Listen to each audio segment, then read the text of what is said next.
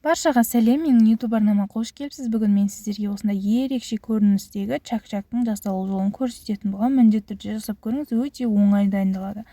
Алдымен жұмыртқаға суымызды құйып, үстіне ерітілген сары майды саламыз, немесе маргарин қолдансаңыздар да болады. Венчикпен немесе вилкамен бір араластырып жіберіп, үстіне електен өткізілген ұнды саламыз.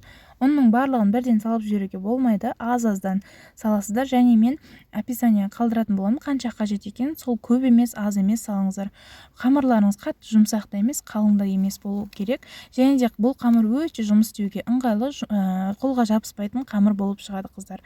Екі бөлікке бөліп, дөп-дөңгелек етіп әдемілеп жайып аламыз, қыздар.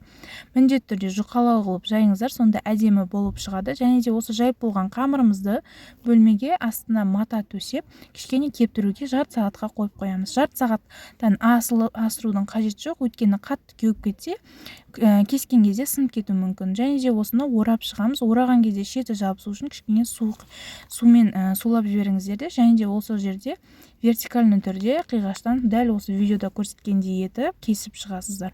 Кейіннен қызып тұрған отта, печкада пісіріп аласыздар, қыздар.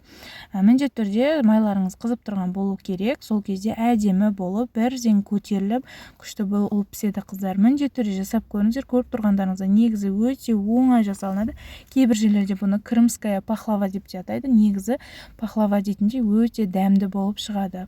Енді сироп дайындаймыз, қыздар. Ол үшін бізге суға шекерді саламыз, үстінен медті саламыз, және де лимонный кислота немесе лимонның кәдімгі шырынын бір чайный ложка салсаңыздар болады. Осының барлығын отқа қоямыз, қатты емес, жай отқа қойып, бір қайнағаннан кейін, осылай қайнап шыққаннан кейін 10 минут жай отта қайнатып алып, дайын болады сироптарыңыз. Дәл осылай сиропқа батырып, пахлава дайын. Міндетті түрде жасап көріңіздер. Қыздар, менің арнама тіркелмеген болсаңыздар, міндетті түрде тіркеліп, қазақша және де оңай рецепттер шығаратын арнаның дамуына үлес қосыңыздар, қыздар. Міндетті түрде подписация батырмасын басып, колокольчикті басып алыңыздар. Соңына дейін көргеніңіз үшін рахмет.